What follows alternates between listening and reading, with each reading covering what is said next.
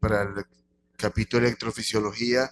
Es un honor tenerlos aquí en el bloque de electrofisiología, donde tendremos un grupo de electrofisiólogos nacionales e internacionales que nos permitirán conocer temas de diferentes patologías muy interesantes. Pues, tendré la oportunidad de coordinar este bloque junto al doctor Carlos Rodríguez, electrofisiólogo de la ciudad de Maracaibo. Vamos a comenzar con la primera conferencia que será vía Zoom. Y por favor, Carlos, para que presentes al doctor Barancho.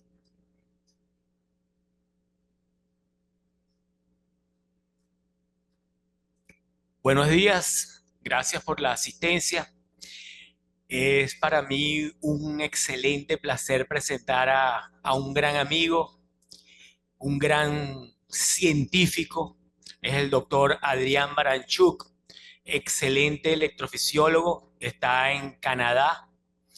El doctor Baranchuk tiene una extensa preparación en el área de electrofisiología y está bastante involucrado con el tema de la falla auricular y la cardiomiopatía auricular.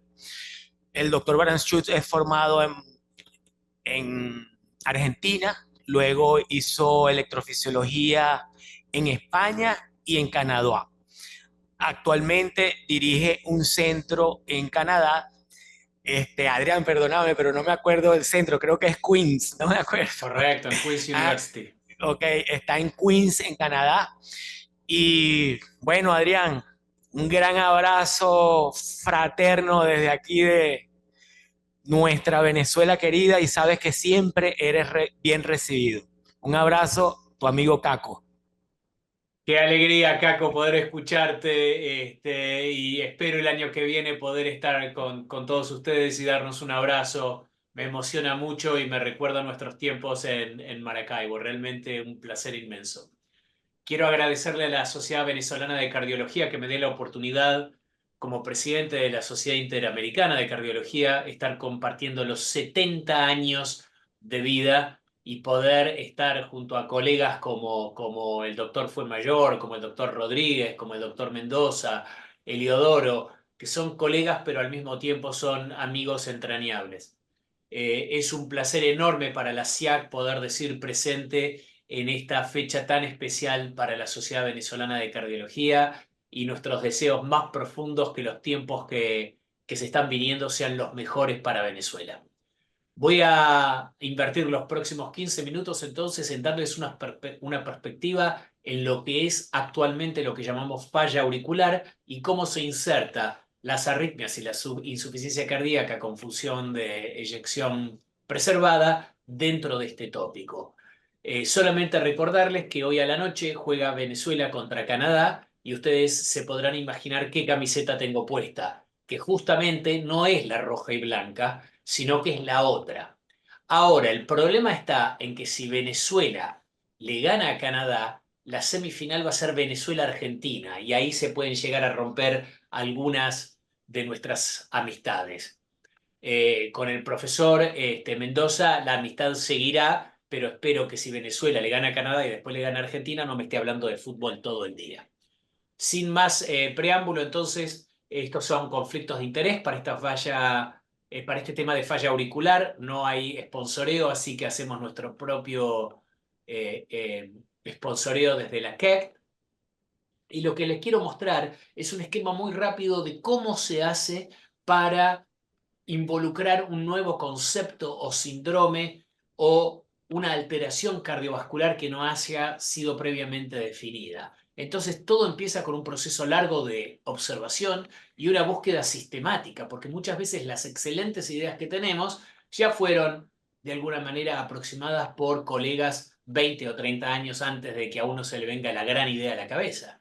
Luego tenemos que tener una exquisita explicación fisiopatológica. Uno no puede decir que encontró algo nuevo, pero no puedo explicar cómo sucede. Y después hay que poder repetir el fenómeno en un modelo experimental. En falla auricular hemos avanzado sobre estos 3 puntos, lo que nos llevó a generar una hipótesis y la validación de la misma. Y para ello tuvimos la oportunidad ya hace algunos años de publicar en Jack el concepto de falla auricular como cualquier disfunción atrial, anatómica, mecánica, eléctrica, reológica, incluyendo homeostasis sanguínea, que cause deterioro de la performance cardíaca, empeoramiento de los síntomas, de la calidad y cantidad de vida, en ausencia de alteraciones significativas valvulares o ventriculares. Y para poder avanzar en este tópico, le pedimos ayuda a estos dos jovencitos, a la izquierda el doctor Bramwell y a la derecha el doctor Valles de Luna, para que nos ayuden a desarrollar lo que creímos que es un nuevo concepto en la explicación de los fenómenos cardiovasculares. Y ustedes lo van a poder ver, ya pasaron 4 años de esta primera publicación, se viene un update en Nature, que hay causas, mecanismos y manifestaciones. Y que las causas pueden ser el reemplazo de tejido miocárdico por tejido fibrótico, lo que va llevando a una desincronización al principio eléctrica entre ambas aurículas y luego esa desorganización de la activación atrial se transforma en alteraciones hemodinámicas, deformación esférica y alteraciones de los gradientes. Se va produciendo una dilatación de la aurícula con pérdida de la histoarquitectura. Y eso lleva a desincronía eléctrica, fallo de bomba, alteraciones en las funciones de reservorio de la aurícula y de conductividad del flujo sanguíneo. Eso se conoce como falla auricular. Y por supuesto, la fibrilación auricular es el punto máximo del desarrollo de esta falla auricular. Entonces, cuando ustedes vienen con un paciente que ya tuvo 8 episodios de fibrilación auricular, se están encontrando con la última parte del espectro. El punto acá es cómo reconocer a estos pacientes antes de que se empiece a desarrollar la fibrilación auricular.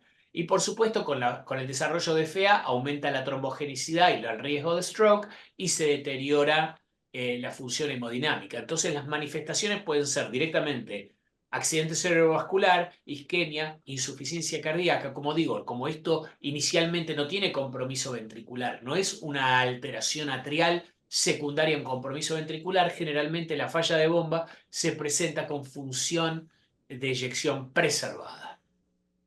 Y fíjense el círculo vicioso entre las manifestaciones clínicas y el agravamiento de la condición estructural. Cuanto más fibrilación auricular hay, cuanto más desincronía interatrial hay, más fibrosis se produce. Y fíjense, todas las cosas que ustedes conocen muy bien suman a este círculo vicioso. Entonces es importante que puedan destacar lo que es falla auricular, de miocardiopatía atrial, de remodelado auricular. Falla auricular lo definimos. La cardiomiopatía atrial es el sustrato anatómico que produce la falla auricular. Pero el remodelado cardíaco puede ser benigno, por ejemplo, tratamiento intensivo con los 4 pilares para la insuficiencia cardíaca, más resincronización en quien la necesite, puede llevar a que el tamaño de la aurícula se reduzca. Ese remodelado es positivo, mientras que el remodelado como consecuencia de apnea del sueño, hipertensión arterial, etcétera, etcétera, ese es un remodelado negativo. Y entender estas definiciones semánticas nos llevó a entender mejor esta entidad y que sea el mismo Bramwell el que diga, este es el último de los síndromes cardiovasculares a ser descritos. Fíjense que cuando hay desincronía interatrial y aurículo-ventricular, empiezan las fallas hemodinámicas y la ausencia de onda A. Esto va llevando a que progresivamente algo que podía ser solamente un trastorno eléctrico sea un trastorno eléctrico hemodinámico y que favorezca la disfunción endotelial, disminuya la compliance, disminuya el efecto de contracción y de bomba, incrementando la estasis sanguínea, llevando a insuficiencia cardíaca y a aumentar el riesgo de stroke. Y cuando hicimos el correlato entre el bloqueo interauricular, fíjense en las líneas rojas en la cara inferior, onda P positiva, negativa, encontramos una tremenda correlación con el strain auricular. Así que con la doctora Victoria Delgado estamos trabajando en poderles dar un número a ustedes. Ustedes hacen un ecocardiograma con strain auricular y llegan a un determinado número bajo, eso es posiblemente un indicador de que empezó la falla auricular.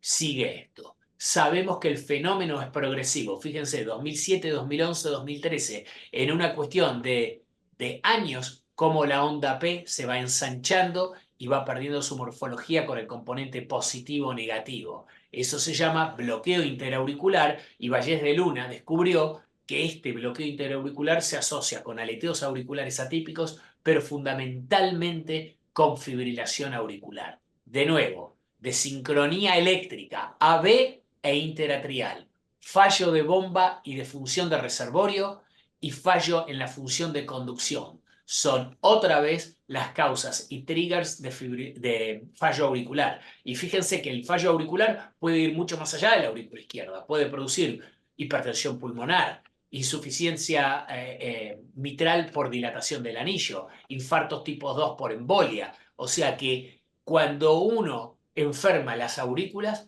este puede ser el paso inicial para enfermar todo el sistema cardiovascular.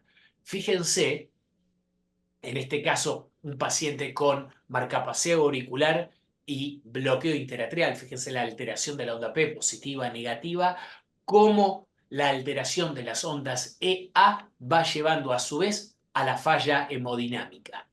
Entonces es una misma cosa que uno va sacando fotografías en diferentes momentos de la evolución del paciente.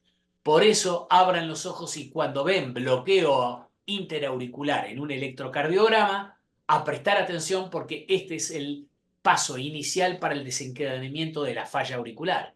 Y ustedes saben que a la combinación de bloqueo interauricular con arritmias como la FA la llamamos ahora síndrome de Vallés.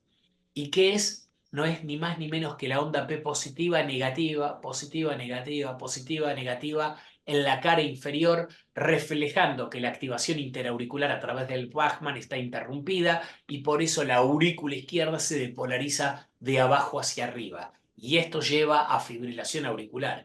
Y ustedes saben lo que cuesta imponer en el ambiente científico un nuevo nombre. Pero cuando uno llega a Circulation y Circulation dice, están dados todos los mecanismos para que esto pueda tener este nombre, uno puede decir, bueno, me relajo y lo hemos alcanzado. Fíjense, en 2, 3 y ABF la onda P positiva, negativa y cómo este paciente desarrolla fibrilación auricular.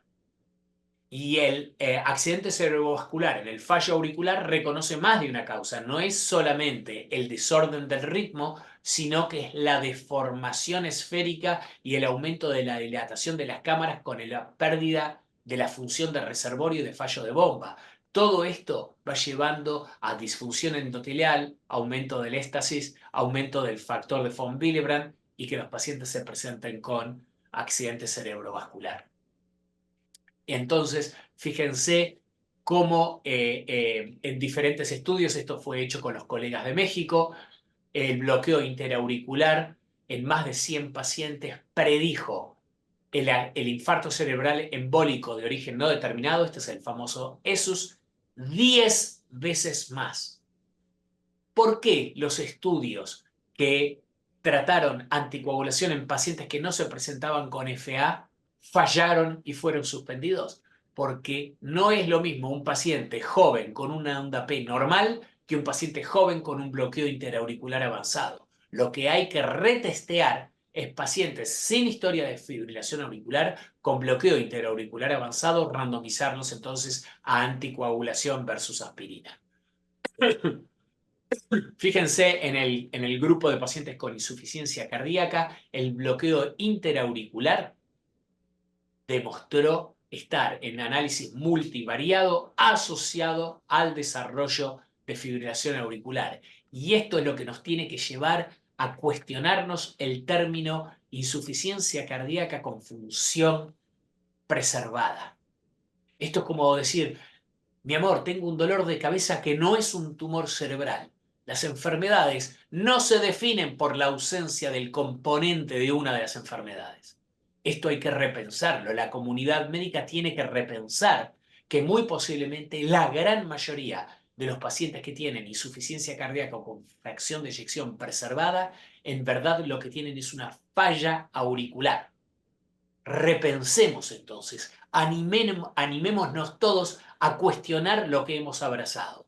Los trastornos hemodinámicos de la aurícula izquierda, dependientes de la función ventricular izquierda, no son considerados falla auricular primaria. ¿Se entiende? Si yo tengo un deterioro de la función ventricular seguido de una falla auricular, esa falla auricular es secundaria. Pero cuando los pacientes lo que tienen es función ventricular normal, que antes le decíamos difusión diastólica y ahora lo hemos llamado insuficiencia cardíaca con función ventricular preservada, es cuando estamos obligados a mirar la aurícula izquierda. Y yo sé que esto no es fácil, pero si estos dos jovencitos lo hicieron, nosotros también tenemos que poder hacerlo, ¿no? Bloqueo interauricular prediciendo fibrilación auricular, esto lo saben, ya se publicó el Bayes síndrome, el síndrome de Bayes en insuficiencia cardíaca, monitoreado por su hijo, el doctor Bayes Genís, en más de 536 pacientes. El bloqueo interauricular se asoció con, ¿cómo se llama? Con un grado mayor de fibrilación auricular y de stroke. Entonces, ¿será que esa insuficiencia cardíaca tiene relación directa con el fallo auricular? ¿Es causalidad o es casualidad? Mucho por investigar. Este es el registro Bayes, que ya lo conocen, más de 500 pacientes mostrando la asociación del bloqueo interauricular con FA y stroke y con mortalidad. Quiere decir, tenemos en el análisis de las aurículas factores que nos determinan cuánto y cómo van a vivir nuestros pacientes. Comprender las aurículas nos ayuda a entender la insuficiencia cardíaca y la arritmia más frecuente, la FA. La falla puede ser eléctrica, hemodinámica, de reservorio. Todas contribuyen a una falla cardíaca global y a aumentar el riesgo de accidente cerebrovascular. Y entender este tipo de disfunción nos permite predecir mejor la evolución del paciente y optimizar terapias. Qué lindo sería que los estudios que se están haciendo en función ventricular preservada con los pilares, con las drogas, 4 pilares del tratamiento de la insuficiencia cardíaca, sean divididas en pacientes con diagnóstico de falla auricular y sin diagnóstico de falla auricular. Y recuerden que el proceso fibrótico puede empezar a edad muy temprana, mucho más temprana de lo que pensábamos antes, porque la falla auricular es progresiva. Termino acá para dejar algunos minutos para preguntas y respuestas. Estos son algunos de los miembros, en este momento son 124 estudiantes que están en el laboratorio y cómo me gustaría a mí que estos espacios en blanco que están aquí pudieran ser rellenados con colegas de Venezuela. Así que les mando un fortísimo abrazo, celebro junto a ustedes los 70 años de la Sociedad Venezolana de Cardiología y a mis queridos amigos de Venezuela, todo lo mejor para este año que promete ser muy pero muy intenso. Muchas gracias.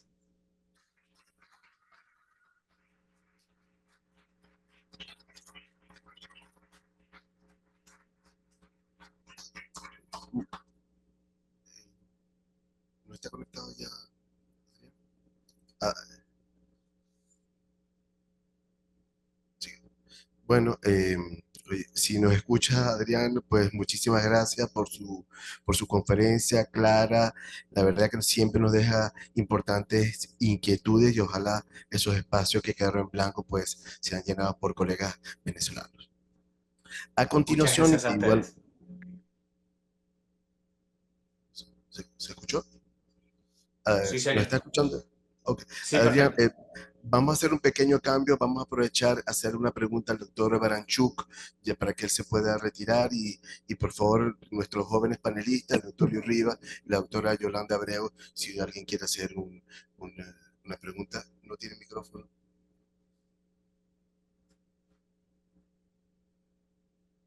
Buen día, doctor Baranchuk. Muchas gracias por su excelente conferencia, muy clara. Quería preguntarle algo con respecto a lo que es miopatía atrial y falla auricular.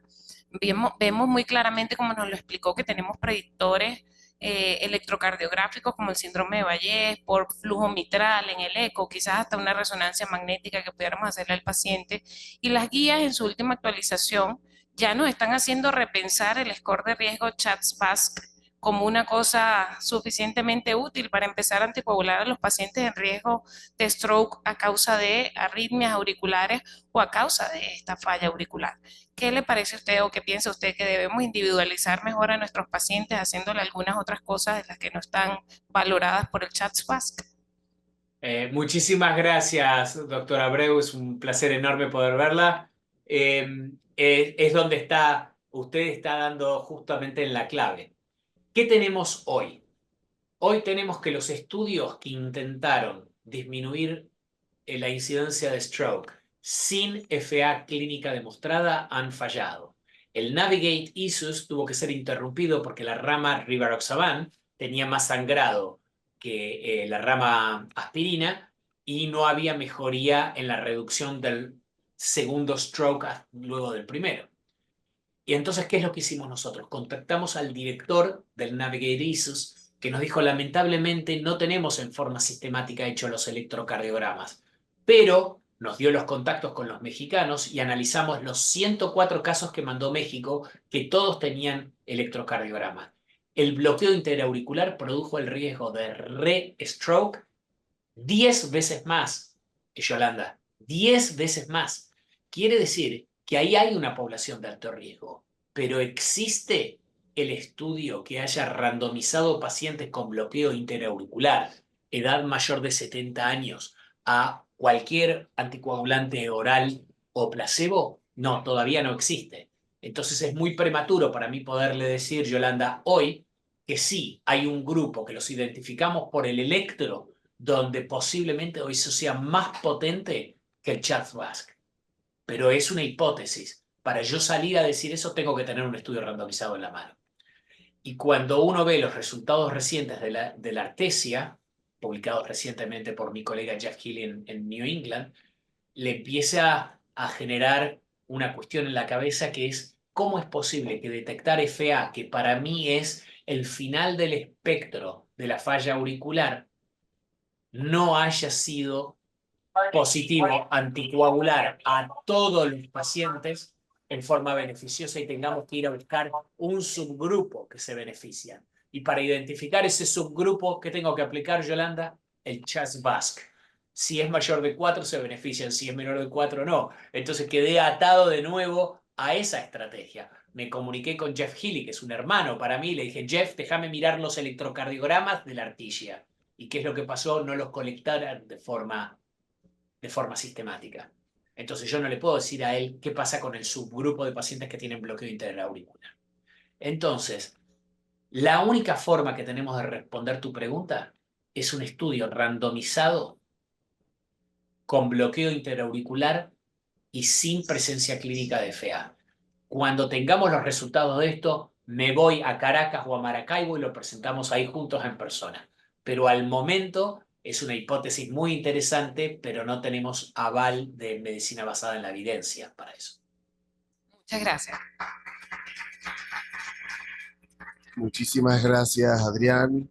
Pues será muy, muy bienvenido aquí a Venezuela. Gracias, saludos. Esperemos que Venezuela gane esta noche, si lo quiere. Vamos. Bueno, a continuación, nuevamente por vía Zoom, ya que el doctor Abdel Fuenmayor tuvo una lesión deportiva, pues todo el mundo conoce al doctor Abdel Fuenmayor, un verdadero pionero de la electrofisiología en Venezuela, profesor titular de ULAMERIA, jefe de electrofisiología del Centro de Investigaciones Cardiovasculares Abdel Fuenmayor Peley. El doctor Abdel ha publicado un sinfín de trabajos sobre electrofisiología desde hace muchísimos años y nos va a hablar el día de hoy sobre las arritmias idiopáticas, cómo enfrentar ese tipo de patología muy, muy frecuente y con algunas dudas sobre qué tenemos que hacer con estos pacientes que tienen corazones normales y arritmias frecuentes.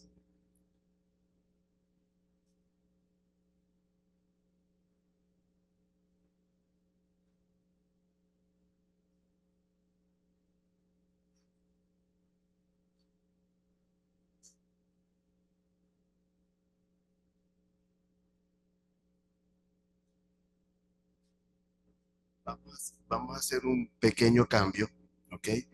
En este momento va a venir el doctor Jaime Escudero, es electrofisiólogo formado en Madrid en el hospital José Gregorio, el Hospital Ramón y Cajal, es electrofisiólogo del Hospital de Clínicas Caracas y nos va a conversar sobre la patología genética que más frecuentemente vemos los cardiólogos en nuestra práctica diaria, que es la miocardiopatía hipertrófica, y nos conversará sobre las nuevas guías que acaban de salir publicadas. Doctor Escudero.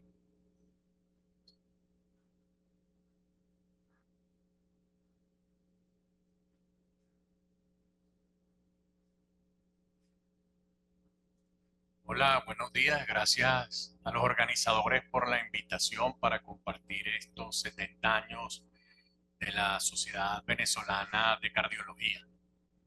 Me toca charlar hoy con ustedes sobre la estratificación de riesgo de muerte súbita cardíaca en el paciente con miocardiopatía hipertrófica.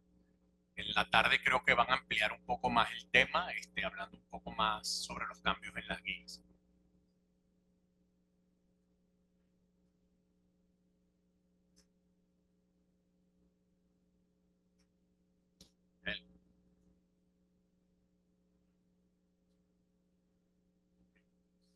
Bueno, probablemente el cardiólogo clínico le toque ver más esta patología que a nosotros los electrofisiólogos, porque a nosotros los electrofisiólogos nos llega como la parte final del paciente que está muy a riesgo, ¿no? Vamos a definir, como sale en las nuevas guías publicadas este año, la miocardiopatía hipertrófica es una enfermedad cuya expresión morfológica está confinada solamente al corazón. Se caracteriza por hipertrofia del ventrículo izquierdo en ausencia de otra enfermedad cardíaca, sistémica o metabólica que pudiera provocar una hipertrofia de esa magnitud. Está provocada por una variante genética de la sarcómera o relacionada con ella o no se identifica muchas veces. La prevalencia, sobre todo en la población joven, que es donde hay más estudios, llega a ser hasta de 1 de cada 500 personas, y en los familiares de los que la manifiestan puede llegar a ser en 1 de cada 200 personas. El diagnóstico clínico se establece por imágenes. Se utiliza para ello el ecocardiograma y la resonancia, y allí debe observarse en algún segmento del ventrículo izquierdo un grosor igual o mayor de 15 milímetros. A veces se puede considerar menos hipertrofia en familiares con estudios genéticos positivos, y en niños debe ser ajustada por superficie corporal.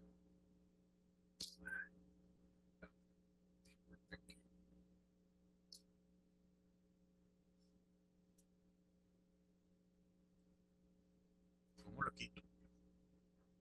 Sale de ahí. Eso. Ahora sí. Ok. La etiología es una variante en uno de los 8 genes o más que codifican las proteínas de la sarcómera cardíaca. Solo se identifican entre el 30 y 60% de los pacientes. Son los genes habitualmente de la cadena pesada de miosina y de la proteína y de una proteína que une justamente la miosina. Esos son la gran mayoría. El resto de genes solo aparecen en el 1 al 5% de los casos. Es importante saber que es autosómico dominante la herencia y que hay un 50% de probabilidad de heredar. Por eso es importante el consejo genético. Este flujograma clínico de las miocardiopatías surge a través de un comentario de la Sociedad Española de Cardiología sobre las guías de miocardiopatías que salieron un año antes. Nos habla del escenario clínico que vamos a tener con los pacientes, habitualmente síntomas de dolor en el pecho, dificultad para respirar, palpitaciones, síncope, electros que habitualmente son anormales, exploración que debe extenderse a los familiares. Se utiliza un sistema multimodal de imágenes, en este caso el ecocardiograma y la resonancia son fundamentales, y se establece así también el fenotipo de la miocardiopatía hipertrófica. Los test genéticos son adicionales y todos ellos, o sea, desde que vemos al paciente vamos a tener datos de cómo estratificar el riesgo. El electrocardiograma es lo primero que vamos a hacer, pero es sumamente sensible, porque como ven a la izquierda arriba, este paciente, estos son pacientes de mi consulta de 16 años, lo mandó un equipo de fútbol a evaluarse porque el electro era feo. Y bueno, vemos los trastornos de repolarización típicos que se pueden conseguir. A veces no los hay y a veces estos trastornos en los adolescentes y niños aparecen antes de que se evidencie la miocardiopatía. Luego tenemos un paciente con una miopatía hipertrófica obstructiva severa, que hacía TB no sostenida, pero lo que hacía era alguna tripleta, sin ningún síntoma referente a eso, de 60 años. Su médico, y lo discutimos, decidió ponerse un desfibrilador. Actualmente tiene 71 años, tuvimos que cambiar un electrodo, cambiar el desfibrilador y hace fibrilación auricular paroxística. En 11 años no ha hecho ningún evento. Después tenemos otro caso diferente, que es una paciente de 25 años con un patrón apical de miocardiopatía hipertrófica con un antecedente de 2 familiares de primer grado con muerte súbita, a la que se le puso un desfibrilador. Años después ha hecho terapias apropiadas e inapropiadas, lamentablemente por taquicardia sinusal, como pasa en muchos jóvenes. Ya se le cambió el desfibrilador y después de tanto tiempo ha hecho un flotter atípico y la sometimos a ablación. Estos 2 electros se los mostraba porque tanto el paciente de la obstrucción como el de la miocardiopatía apical, si se fijan, el de arriba tiene bloqueo de rama izquierda y el de abajo bloqueo de rama derecha. O sea, podemos encontrar electros con trastornos de conducción fuera de trastornos de repolarización. Y bueno, el que uno no quiere recibir, a mí no me ha tocado recibir ninguno, pero en los pacientes que tienen aneurisma apical, donde hay una zona de cicatriz en la punta, es más probable que el paciente tenga una taquicardia ventricular y que pueda debutar con ella y que nos llegue a la emergencia con esa morfología de bloqueo de rama derecha con axis superior, que habla de un origen apical del ventrículo izquierdo. ¿Qué estudios hacemos para estratificar riesgo? Bueno, el ecocardiograma es fundamental y es el que está más disponible.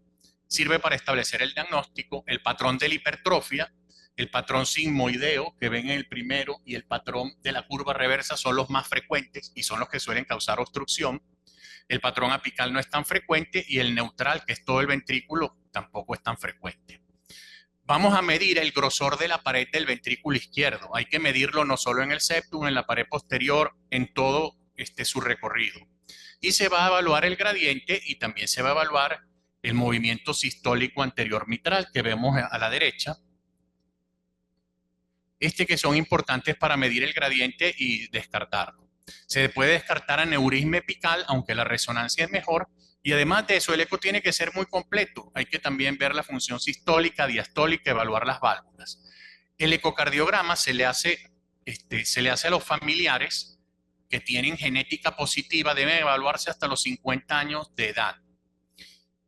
El transesofágico queda relegado solo si vamos a hacer miomectomía, ablación con alcohol o si se quiere un estudio adicional de la válvula mitral.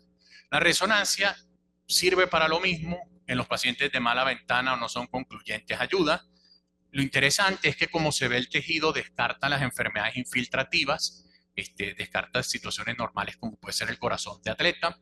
Es más preciso para medir el grosor de la pared del ventrículo izquierdo, es más preciso para el aneurisma apical. Y lo interesante es que mide la extensión de la fibrosis por el realce tardío. Cuando ven el paciente de esta fotografía, de esta resonancia, cuando ocurren varios segmentos, el paciente es más propenso a tener arritmias ventriculares y si está muy difuso durante todo el ventrículo, es el típico paciente que puede terminar en falla sistólica y llegar a trasplante y tratarlo por insuficiencia cardíaca. Esta medición del realce tardío se puede hacer objetivamente y se sabe que más del 15% pone en más riesgo al paciente. Además de eso, la resonancia estudia mejor el aparato subvalvular mitral y es fundamental si se va a hacer miomectomía. El tercer estudio es los del estudio del ritmo cardíaco. Ya hablamos del electro, a veces no se correlaciona con la severidad y el patrón de hipertrofia. Sirve para estudiar familiares. Los estudios se han hecho habitualmente en Holter de 24 a 48 horas para descartar arritmias ventriculares y sobre todo taquicardia ventricular no sostenida. La monitorización extendida está indicada si hay síntomas como palpitaciones o desvanecimiento que no ocurren el día del Holter y deseamos saber qué está pasando, o si sospechamos que puede haber fibrilación auricular paroxística. que puede ocurrir hasta en el 50% de los pacientes. Esto es tan importante que se ha creado y validado un score que pueden obtener por internet, que mide el momento de la edad en que está evaluado el paciente, cuánto tiempo tiene de progresión con la arritmia y el tamaño de la aurícula y si el paciente está en insuficiencia cardíaca. Porque ese paciente probablemente está haciendo fibrilación auricular y es importante saberlo para su pronóstico. Los estudios genéticos son costosos, lamentablemente aquí no están muy disponibles, sirven para confirmar el diagnóstico. Las variantes sarcoméricas desarrollan más rápido la miopatía hipertrófica y dan peor pronóstico, sin embargo no se usan para estratificar riesgo en adultos, sirven para la evaluación familiar, hay que hacerlo en 3 generaciones, sirve para descartar otras enfermedades y también es importante para el consejo genético. Otros estudios complementarios que se realizan no establecen riesgo de muerte súbita. La prueba de esfuerzo, que es para evidenciar gradientes o medir capacidad funcional por IC, o verla en los niños, y la angiotac o la coronografía si se desean ver las arterias coronarias. Pero hay que sospechar muchísimo que tenga enfermedad arteriológica coronaria, porque hay mucho falso positivo, porque estos pacientes hacen angina microvascular y tienen una propensión mayor también a hacer puentes intramiocardios. Entonces tienen muchos estudios de perfusión. Los estudios de perfusión pueden hasta el 50% ser falsos positivos, por ejemplo. Esto nos va a dar, después de hacer estos estudios y evaluar al paciente, un perfil de paciente. La mayoría van a ser de seguimiento. Este flujograma dice benigno, pero bueno, tener eso uno no lo ve tan bueno, ¿no?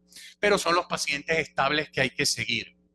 Vamos a tener los pacientes que hacen obstrucción, que pueden llegar a 70% del grupo, que se miden mejor con ejercicio, a los cuales va a haber que tratarlos con inotrópicos negativos y con el mevacantán, que es lo último que se está utilizando.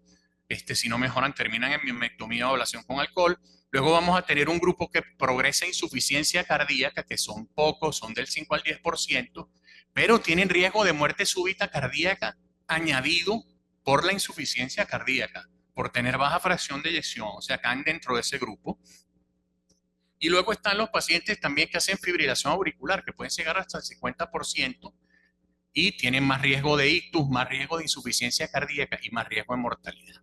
Y finalmente, del grupo que tenemos que es más difícil evaluar el riesgo porque son los que le vamos a hacer prevención primaria con los desfibriladores, que son los que tienen factores de riesgo, pero no tienen un patrón de insuficiencia cardíaca o de fibrilación auricular. En el pasado, como a veces era difícil de calcular, se establecieron calculadores.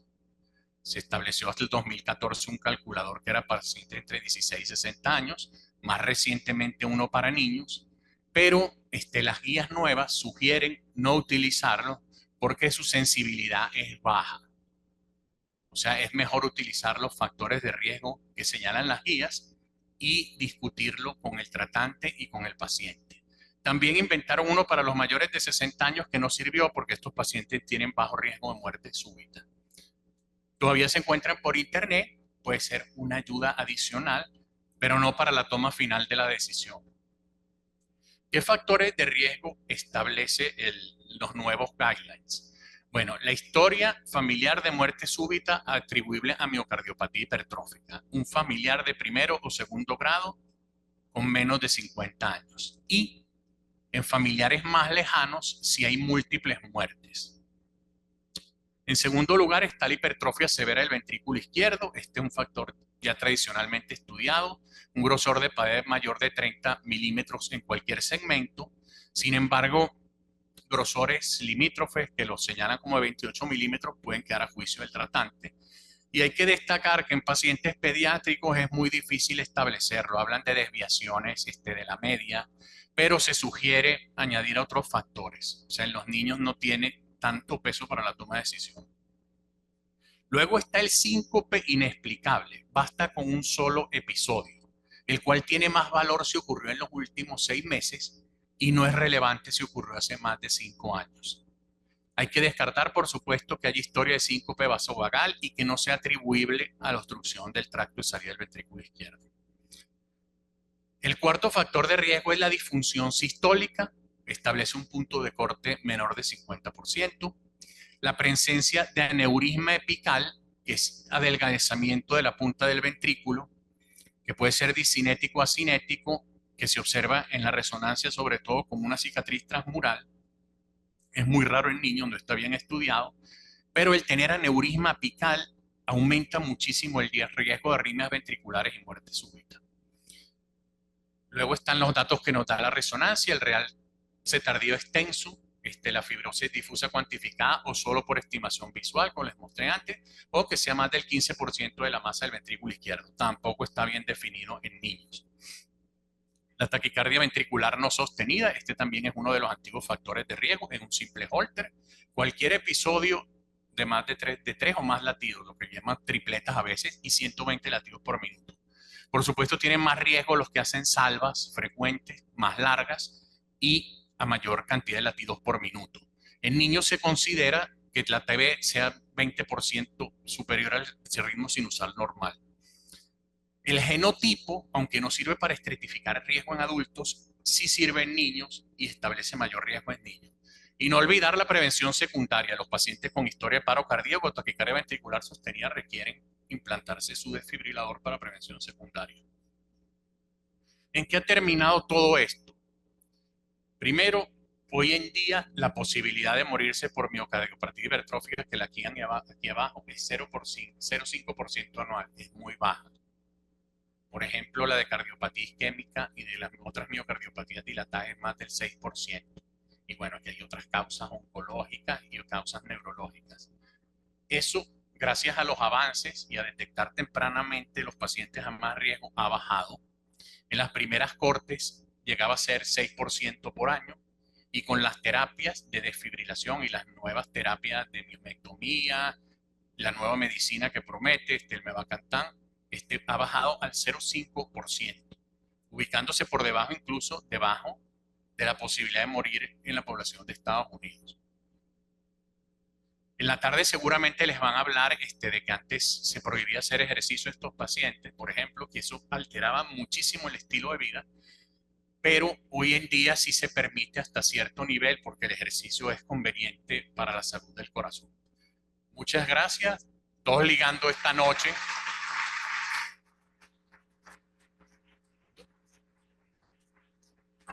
El doctor Baranchuk se va a molestar, pero todos estamos ligando anoche a Ecuador porque era mejor rival que Argentina, que es el que nos tocó, pero bueno.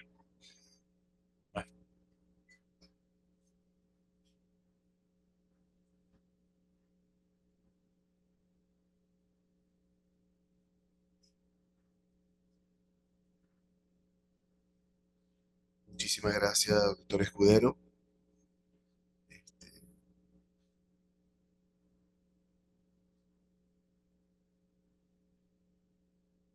No sé si Abdel ya está conectado. No.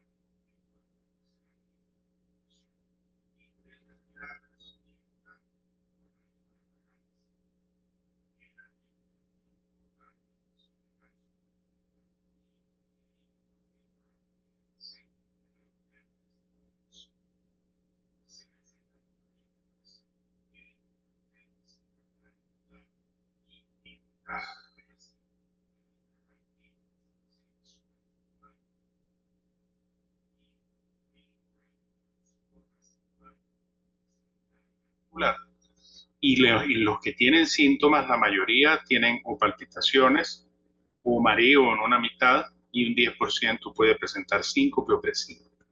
En estos pacientes siempre debe descartarse la posibilidad de síndrome de Brugada, displasia ritmogénica del ventrículo derecho, taquicardia catecolaminérgica polimórfica y las formas idiopáticas de taquicardia polimórfica y fibrilación ventricular.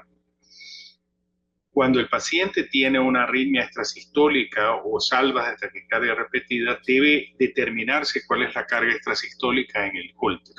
Si más del 10% de los latidos ectópicos, de los latidos totales son latidos ectópicos, debe buscarse disfunción sistólica, porque la aparición de disfunción sistólica hace que el tratamiento deba ser más agresivo. Es fundamental recordar que son arritmias que pueden curarse por ablación y por lo tanto no son tributarias de dispositivos de desfibrilación implantable y revisten buen pronóstico.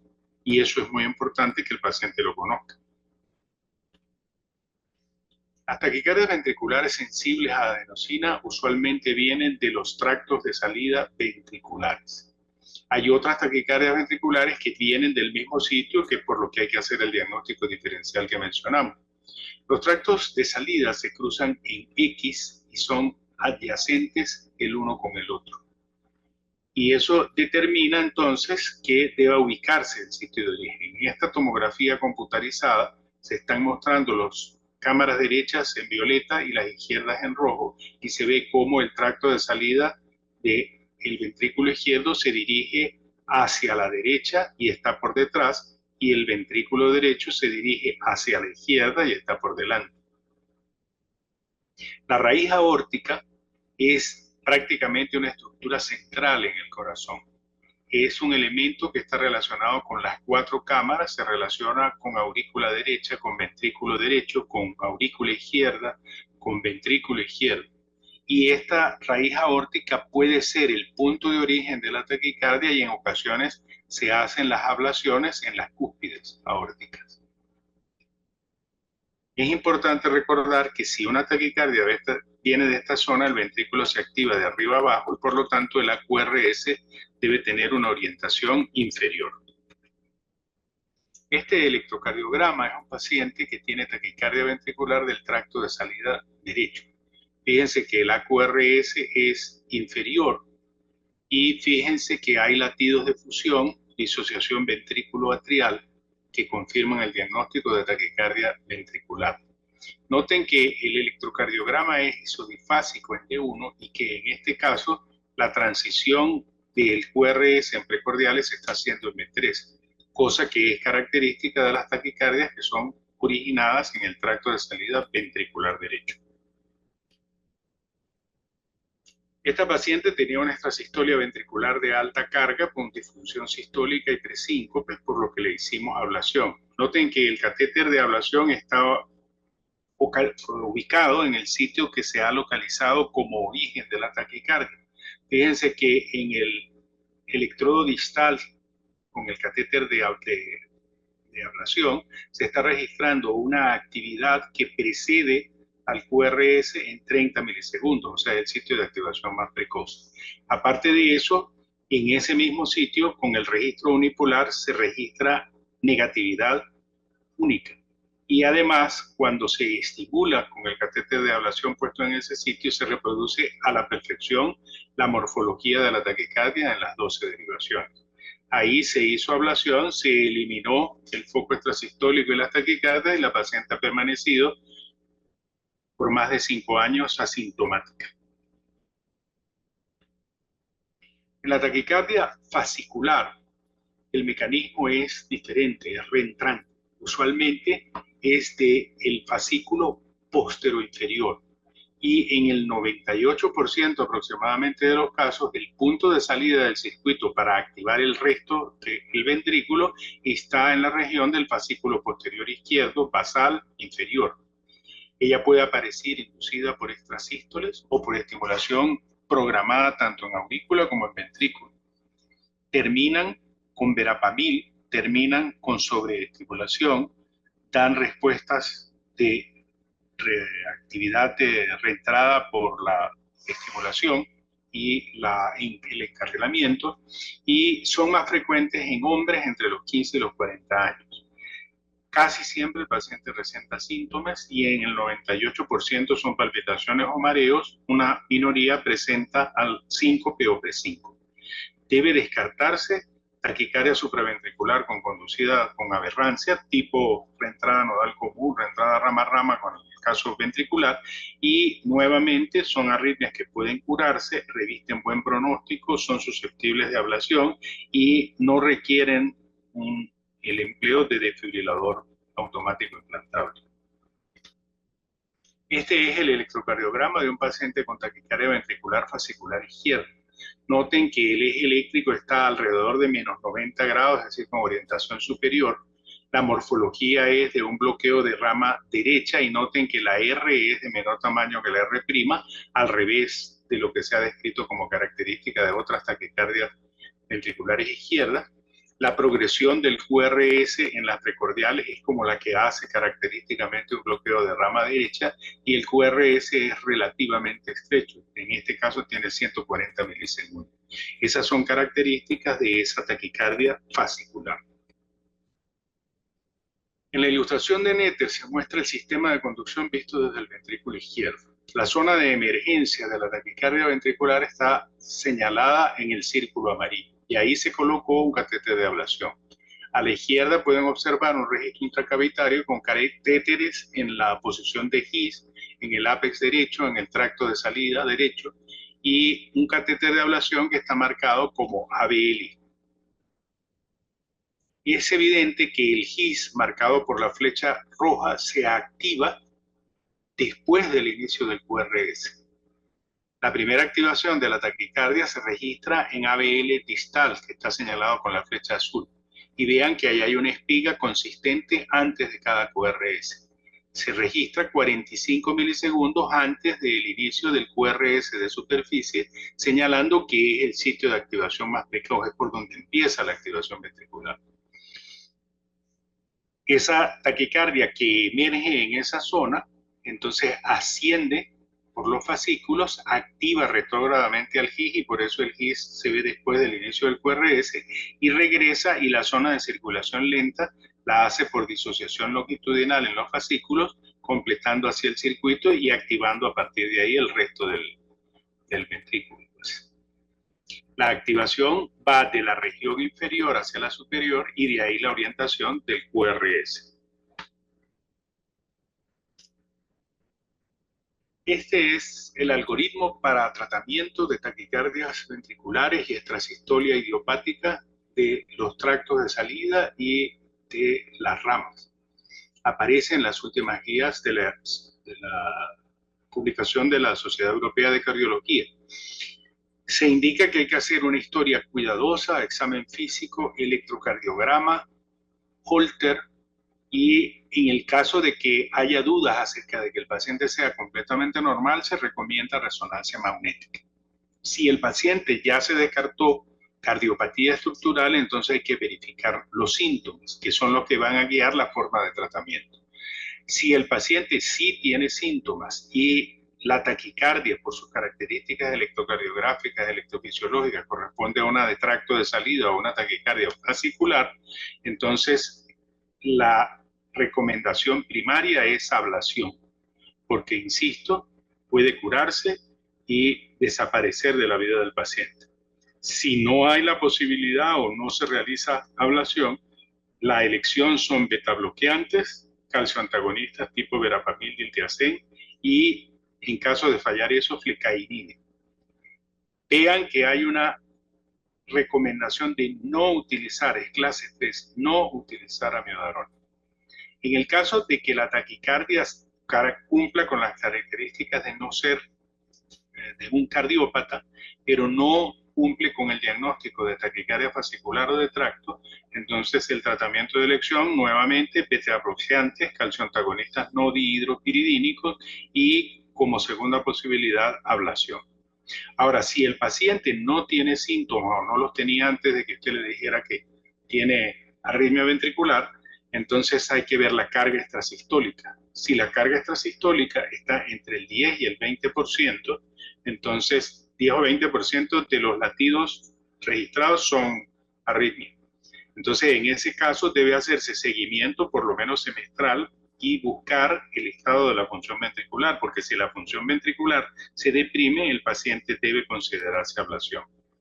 En el caso de que la carga extrasistólica inicialmente sea mayor del 20%, debe verificarse el estado de función ventricular muy cercanamente y considerar muy seriamente la posibilidad de ablación. Muchísimas gracias a todos por su atención y quedamos pues atentos a la discusión y a sus preguntas. Feliz día.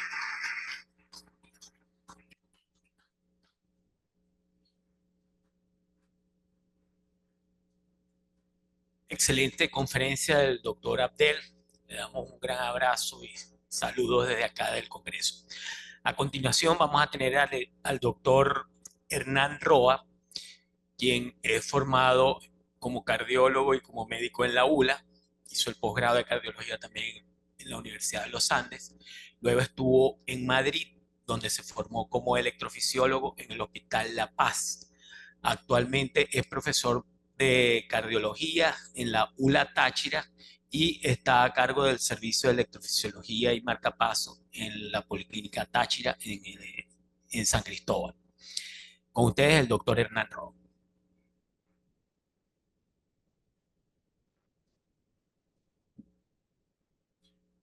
Buenos días, quiero agradecer a la sociedad la invitación, doctor Benchetri, doctor Rodríguez.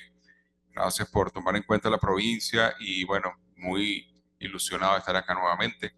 Esto es un tema que compete mucho al clínico, ¿de acuerdo? Y vamos a tratar de hacerlo práctico para el clínico y cuándo vamos a intervenir los electrofisiólogos, que de verdad que tenemos más trabajo del que mucho antes se pensaba, ¿no?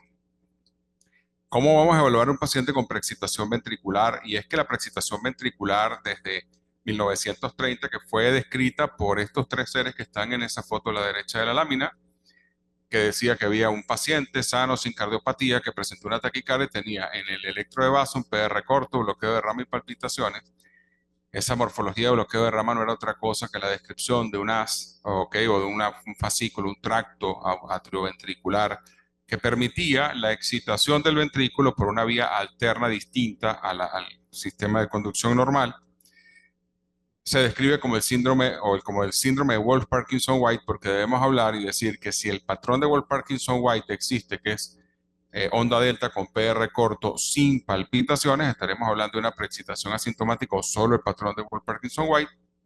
Y para que exista el síndrome de Wolff-Parkinson-White, pues tiene que haber obligatoriamente palpitaciones, síncope o muerte súbita. Y ese debía haberlo subrayado, puesto en rojo, porque quizás es lo que ha llamado la atención y nos ha puesto en alerta en los últimos años.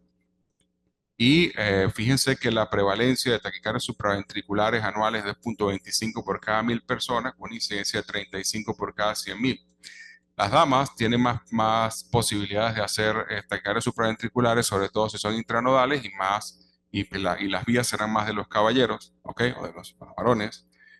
El riesgo va a ser 5 veces mayor en pacientes mayores de 65 años y fíjense que la incidencia en recién nacidos, aunque es baja, no es nada despreciable. Y de eso, el Wolff-Parkinson-White corresponde al 16,2% de las taquicardias.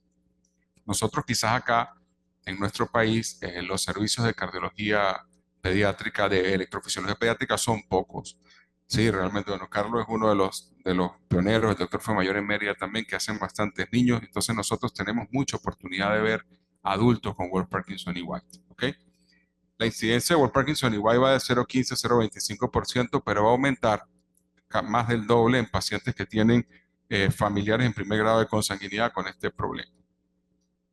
¿Qué es lo que pasa? Este gráfico, yo creo que todos los que hemos hecho cardiología y cuando estudiábamos fisiopatología que estábamos pequeños y nos los mostraban, nos parecía muy difícil, pero no es otra cosa que el hecho de darse cuenta que la onda delta va a estar manifestada por la magnitud o la cantidad de miocardio que se despolarice por la vía accesoria. Entonces, si tenemos una delta bastante gruesita, pues tendremos una vía bastante importante, y si es una delta finita, no quiere decir que no sea importante, ya les voy a mostrar por qué. Lo importante de esto es ver ¿Dónde está el pointer acá? No lo veo, pero lo importante... ¿Ah? A ver, que no lo veo. Ajá, ok. Lo importante es darse cuenta, ¿no? Que en esa activación, que si le dijéramos 1, 2 y 3, nodo auriculoventricular y sistema His-Purkinje, tendríamos que decir que hay un 2'. Muchas gracias. Un 2' que sería la vía accesoria. Por consiguiente, el ventrículo se va a activar por dos sitios diferentes y se preexcita porque recuerden que la vía accesoria no tiene propiedad decremental. Voy a dejarlo hasta acá. Me pueden refutar y decir que se vía con condición decremental, pero en este momento no me interesa que caigamos en eso. De tal forma que cuando vemos esto, un electro que me pasa el doctor Pedro Méndez, que ya tuvo que irse a Margarita hoy, pero este es un caso de Pedro que muestra un paciente que tiene una preexcitación manifiesta. Esto es una vía que podemos pensar que es anteroseptal derecha, ¿ok? ¿Y por qué traigo este electro y no traigo las otras vías que son igual de importantes? Porque cuando tenemos un paciente así y no tiene síntomas, ahí es donde empieza la diatriba. Lo meto a estudio electrofisiológico, tengo todo para hacer la ablación, tomando en cuenta que el riesgo de bloqueo auriculoventricular en la ablación es bastante elevado.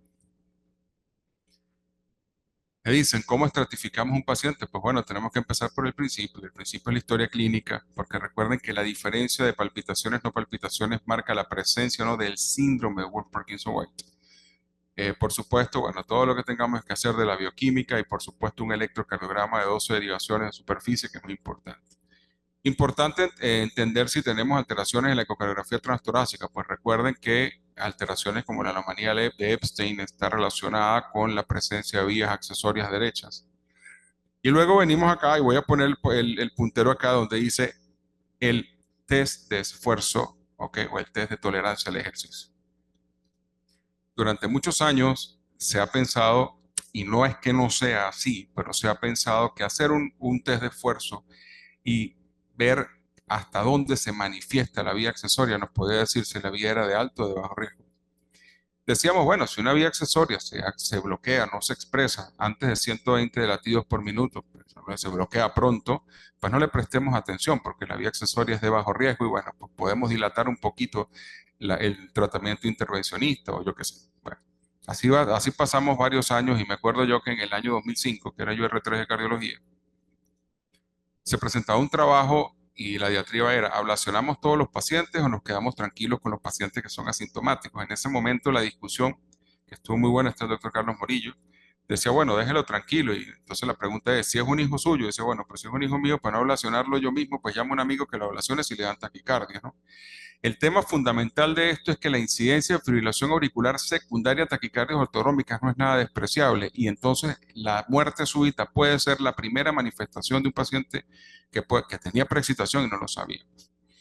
En niños, que es donde las publicaciones están más enfocadas, se ha mostrado que la incidencia de muerte súbita, es decir, vamos a estar claros que si hablamos de riesgo en medicina diríamos, bueno, algo que tiene 1 o 2% es de bajo riesgo. Hombre, yo creo que si podemos evitar la muerte de un niño, de cualquier ser humano, debemos hacerlo.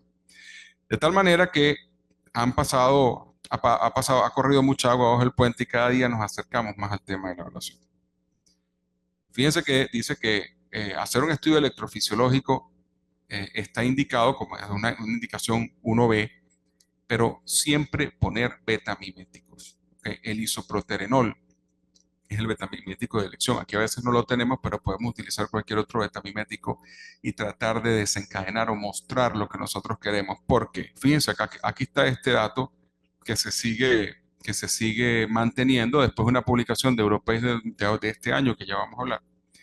Que cuando tenemos nosotros que el periodo refractario absoluto o efectivo de la vía accesoria es menor de 250 milisegundos, ¿ok? O que esa vía tiene un intervalo RR preexcitado menor de 250 milisegundos, es una vía de alto riesgo.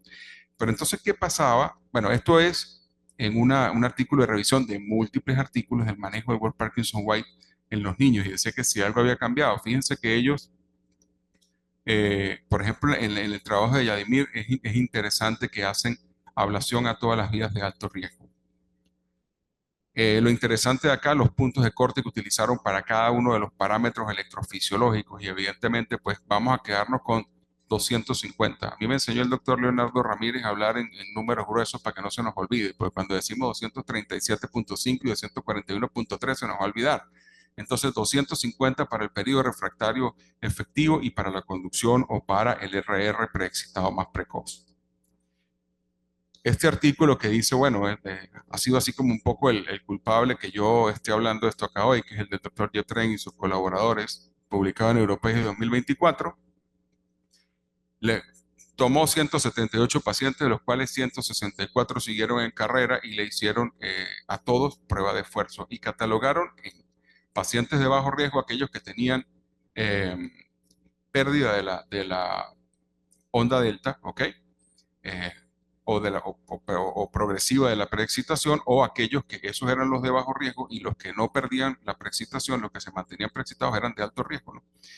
Y los llevaron a todos a estudio electrofisiológico. Y resulta ser que los pacientes tenían la posibilidad de ser inducida la taquicardia, aun cuando eran pacientes de bajo riesgo, siempre y cuando se les pusiera isoproterenol. Entonces resulta que el valor predictivo negativo de la prueba de esfuerzo para vías de alto riesgo fue extremadamente bajo, llegó apenas a un 40%. De tal manera, entonces, vamos a tomar como puntos que el periodo refractario efectivo de la vía para alto riesgo será menor de 250 milisegundos y el intervalo RR preexcitado más corto de 250 milisegundos o menos.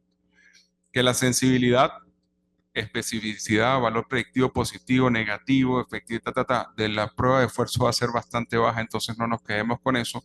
Interroguemos bien al paciente a ver a quién vamos a llevar y por supuesto también consideremos las situaciones especiales que por ahí mi gran amigo Carlos Rodríguez ya me lanzó una bola antes de la conferencia, y es que en un paciente deportista de alto nivel, así tenga preexcitación asintomática, lo va a dejar tranquilo. Es decir, el papel del isoproterenol lo tenemos nosotros mismos en nuestras descargas adrenérgicas. Yo creo que tenemos la posibilidad de debutar con una muerte súbita, así que en este momento, en la era de la ablación y tomando en cuenta que es un método ya completamente accesible en todos los países, yo creo que no debemos dejar un paciente con una vía accesoria. Partamos de un principio, lo acaba de decir el doctor Fuenmayor cuando inicia su conferencia, que dice, lo normal es el ritmo sinusal. ¿Ok? Un paciente preexcitado está en ritmo sinusal, pero está preexcitado. Eso ya es anormal. Entonces, si tenemos todas las posibilidades de hacer una ablación y la vía está en un lugar donde podemos quitarla sin riesgo, yo creo que debemos ir directamente a eso.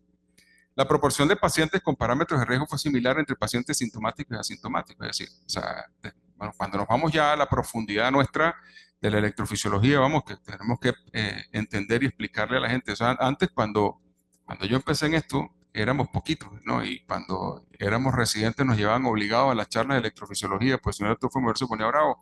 Resulta, fíjense cómo tenemos ahora el salón, y es que resulta que la electrofisiología cada vez más llama la atención, y saben ustedes que la tienen al alcance de la mano.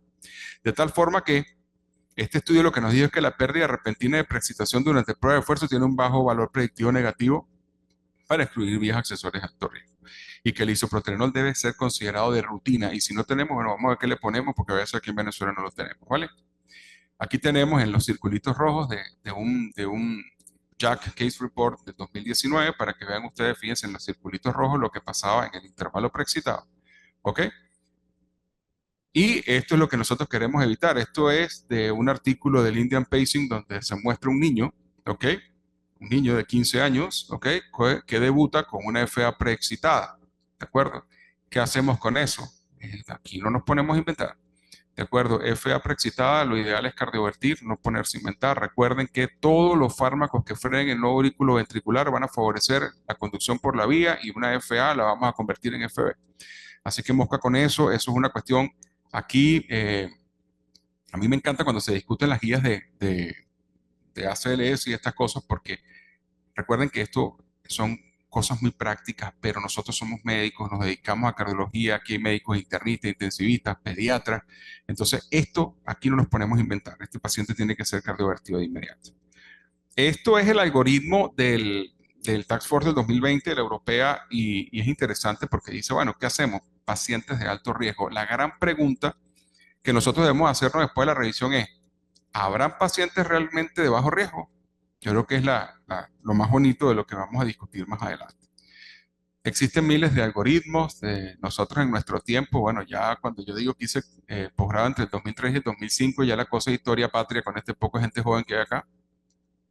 y nos aprendíamos el algoritmo de Pedro Iturralde, ¿no? Que era, o el de San George y estas cosas, ¿no? Ahorita pues han salido, este es el EasyVPV que ha salido, es bastante reciente también para la localización fácil de electrocardiográfica de las vías. Esto es interesante cuando nosotros vamos con un electro que nos vamos a enfrentar al estudio electrofisiológico para buscar la vía.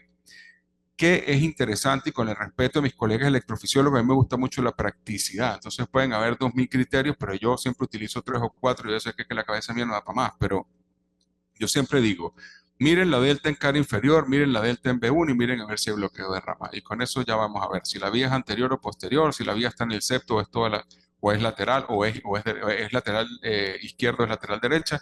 Y ya que con eso ustedes más o menos se ubiquen, me daría por servido, ¿no? Ahora, solo es importante la taquicardia y la muerte súbita. Mire, yo creo que una de las cosas importantes cuando hablamos para apuntalar la necesidad de hacer ablación es, fíjense, esto es un caso reportado en la revista española de cardiología en el año 2019, que muestra que este paciente con una vía septal, una vía enteroseptal, tenía una función sistólica de 48% dada por el movimiento paradójico del septo. Y una vez que fue ablacionado, la función sistólica estuvo en 63%. Este paciente no debutó con palpitaciones, este paciente debutó con falla cardíaca. ¿Ok? Entonces tenemos otro puntico más a favor de la ablación. Nuevamente, después de esto, ¿qué hacemos? Entonces, considerar la localización de la vía accesoria, eso es electrocardiográfico. Tomar en cuenta el riesgo clínico del paciente, deportistas, trabajo de riesgo, ¿ok? Eso es historia clínica. Hacer test de esfuerzo, un poquito de ambas. Estudio electrofisiológico, estratificación invasiva. Entonces dice, bueno, estratificación invasiva, y yo dejo esta perla al final. Una vez que estamos en la sala de electrofisiología, ya voy a terminar, lo vamos a dejar sin ablacionarle la vía, solamente decimos, no es de alto riesgo, la dejamos quieta. Yo me pongo así solamente cuando son septales. Concluimos que la pérdida súbita de la preexcitación en test de esfuerzo tiene baja sensibilidad y bajo valor predictivo negativo para vías accesorias de alto riesgo. Considera el estudio electrofisiológico en pacientes con preexcitación ventricular independientemente de los síntomas. El uso de betamiméticos debe ser de rutina en la evaluación invasiva y la aparición de fibrilación auricular no depende solo de la edad, también la vemos en niños. La muerte súbita puede ser el primer síntoma de un paciente con preexcitación y de manera no invasiva el electrocardiograma sigue siendo fundamental. Muchísimas gracias.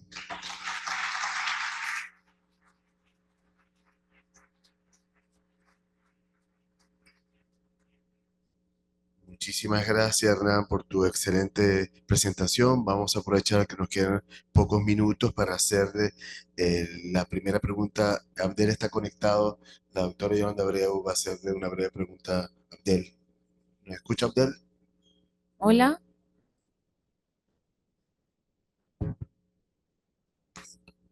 Hola. ¿Nos escucha, doctor Fomayor? Ahora sí, ahora ya puedo ¿Cómo tener audio. está, doctor? Recibo un abrazo de parte nuestra desde aquí, deseando que esté muy bien. Le voy a hacer una pregunta del escenario del día a día, tanto de clínicos como de nosotros. Un paciente que ingresa con una densidad de alrededor de 8%, vamos a poner un número por decir alguno, o vamos a llevarlo a 10 para que entre entre los criterios que nos mostró, y sintomático, y le indican betabloqueante y vuelve a las 3 semanas más sintomático, porque la pausa postestrasistólica ha aumentado, aunque haya permanecido con la misma densidad. ¿Qué le hace? ¿Qué le indica? Muchas gracias, Yolanda. La pregunta es excelente y propia tuya, pues.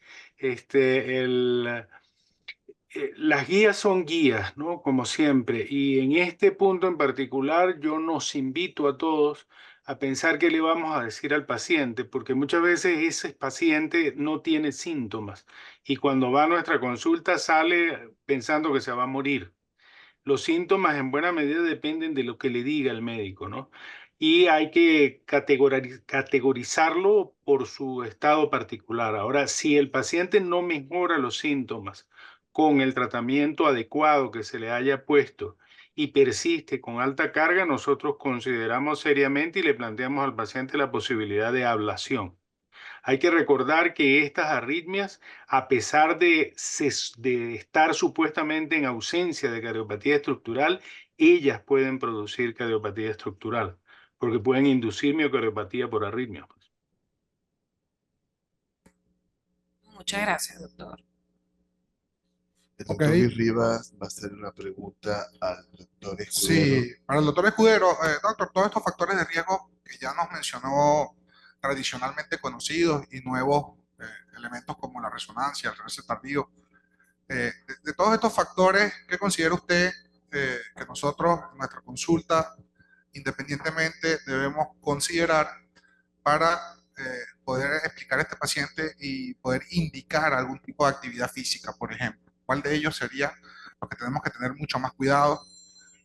Y en base a eso, muchos de estos pacientes nos preguntan, doctor, y más nunca en la vida voy a poder trotar, más nunca en la vida voy a poder hacer mi actividad física que hacía regularmente. ¿Qué debemos tener en consideración en nuestra consulta? Bueno, el electro que presenté, que era el muchacho de 16 años, eh, estaba contratado para jugar con una beca deportiva en una universidad de Estados Unidos. Ese tipo de actividad física, atlética, a ese nivel aumente el riesgo de muerte súbita. Hay un punto intermedio que establecen las guías nuevas, que lo establece, que dicen actividad física recreativa, pero de alta intensidad.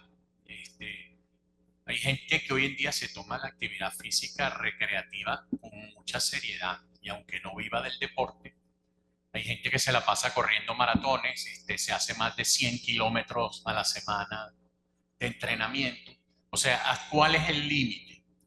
Ese es el tema. El tema es actividad atlética a nivel competitivo, o sea, participar en un equipo o que vas a vivir del deporte o en un equipo que tienes que entrenar todos los días, porque todos los que participan en equipos de alta competencia entrenan todos los días, dietas especiales, todo. Ahí hay riesgo, ahí realmente hay riesgo. No es lo mismo que la actividad recreativa intensa, que hoy en día las guías sugieren que haya algo de intensidad en la actividad recreativa. O sea, puedes caminar, puedes correr algo, pero entrenamientos a nivel competitivo de varias horas de alta intensidad, yo no lo haría. Si tuviera que aconsejar a algún corredor, que ustedes saben que todos tienen relojes, lo que es la zona 4 y la zona 5, que son cercanas a la frecuencia máxima, yo las evitaría. O sea, evitar llegar a una intensidad tal o a un tiempo de intensidad largo que te pusiera a riesgo. Es difícil obtener el punto de corte, sobre todo porque sabemos, y lo recomiendan las guías, o sea, el deporte es bueno, el ejercicio es bueno, es realmente bueno. Ahora, antes a estos pacientes los mandamos, ve a la casa y no te muevas, no hagas nada, que no vaya educación física al colegio. O sea, eso no, por ejemplo. La educación física en el colegio es una actividad recreativa. Quizás participar en un equipo de algo en el colegio es una actividad recreativa, pero en una academia de fútbol no. Entonces, eso hay que hablarlo muchísimo porque genera mucha frustración, sobre todo cuando el paciente es adolescente o va a entrar en la universidad. No es lo mismo decírselo a un adulto, pero el tema es que ya sabemos que en los mayores de 60 años parece que la muerte súbita es menor. Entonces, además la mayoría no hacen actividad a nivel atlético competitivo. O sea, el tema es en los más jóvenes. El otro tema que uno ha revisado, hay estudios, yo una vez leí un estudio de Inglaterra de adolescentes que le diagnosticaban miocardiopatía hipertrófica y como la actividad del rugby es altamente rentable, ellos no renunciaban a jugar rugby. Muchos jugaron rugby y se morían. Lo interesante es que se morían muchas veces no durante la actividad ni durante el entrenamiento, sino en la casa, a veces dormidos. O sea, hay una causalidad allí que todavía hay que investigar un poco más, por lo menos allí. Lo importante es que lo que hacíamos anteriormente, que decíamos al paciente que no hiciera nada, luego engordaban y morían por enfermedad coronaria, etcétera, por mantenerlos sin hacer ejercicio. Gracias, Jaime. Yolanda, Hola, Hernán, ¿cómo estás? Ole. Con respecto a tu tema, es bien interesante lo que expusiste allí y creo que a todos nos ha quedado cierta duda de qué hacer en un caso dado. Yo tiendo a opinar igual, si es una vía aceptable, bien cerca del sistema de conducción y no es de alto riesgo, pues yo me quedo tranquila y no la quito. Pero, ¿qué pasa cuando estás clínicamente evaluando, por ejemplo, un paciente y ya te viene con la prueba de esfuerzo y el clínico de una vez te lo refiere y dice, mira, quizás de bajo riesgo porque desapareció la preexcitación o también la tienes el electro y es una vía con preexcitación intermitente? ¿Ahí qué hace? La presentación intermitente es así como la hipertensión de bata blanca, que decían que no, que era más chévere. No, pues no. Es igual de importante. Yo creo que esta mañana se hacía un comentario, lo hacía el doctor Ramírez en su charla, que decía, uno no puede negarle al paciente las posibilidades que existen. ¿De acuerdo? Cuando hay vías aceptables, que yo creo que, no sé, pero a mí por lo menos me dan un poquito de miedo, y que las que he hecho, la Virgen de la Consolación y Santo Cristo de la Grita me han ungido para que no se me bloqueen los pacientes. Pero uno tiene que decirle a los pacientes que existen formas de poderlos curar. Sobre todo cuando, y hay papers que lo dicen, o sea, hay pacientes asintomáticos que se han ablacionado porque sencillamente dicen, yo me quiero quitar la vida. ¿De acuerdo? Así de sencillo. Quizás en este momento, nosotros acá, bueno, ya contamos con los laboratorios que tienen más recursos, como los de ustedes acá en Caracas. Todavía no tenemos crioablación, que es lo ideal para hacer ese tipo de vías que, de verdad, mira, enfrías a -20, si no se bloquea, baja un pelo más y ya quitas la vía, ¿no? No lo tenemos, pero yo siempre digo que los navegadores no ponen un dedito de dónde vas a ablacionar, pero te ayudan bastante, ¿ok? El riesgo de radiofrecuencia sigue siendo un poquito el mismo, aunque tienen ustedes otros apoyos, ¿no?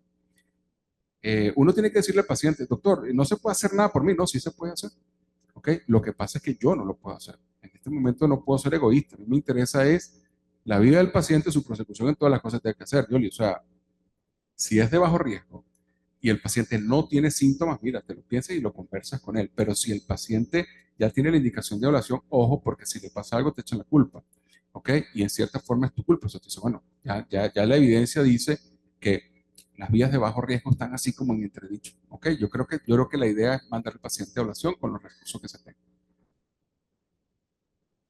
Una pregunta para Jaime, ¿no? Hay muchos clínicos acá. La pregunta es sobre la guía sobre la estratificación de riesgo. Explícanos bien eso de la baja sensibilidad para que todo el mundo tenga claro cómo estratificar el riesgo de muerte súbita y colocar un desfibrilador en prevención primaria. Fíjate que por ejemplo, tú pusiste un paciente que si colocamos tu conferencia ahí, muy interesante, porque el paciente, tú dijiste, nunca ha tenido eventos, pero tenemos que tener en cuenta que el desfibrilador no cura tampoco. Y ese paciente que nunca tuvo evento, que tú lo pusiste ahí, se le dañó el cable y lo tuviste que volver a meter sin cable. Ok, ahorita tiene 71 años y ya ese paciente no tiene riesgo de muerte súbita, entonces vamos a ponerle un picantico ahí nada más Sí. para que alegría de acá del auditorio. Ok, hay una lámina extra que a mí yo quería ponerla porque es del grupo de Barry Marum del JAC, que se dedica a miopatía hipertrófica, que al lado del flujograma ese de tener uno o más factores de riesgo, ponía algo que llamaba zona gris. La zona gris era para discutir con el paciente, con su familiar, con clínicas de miocardiopatía hipertrófica donde hay gente que tenga más experiencia para ver qué decisión tomar.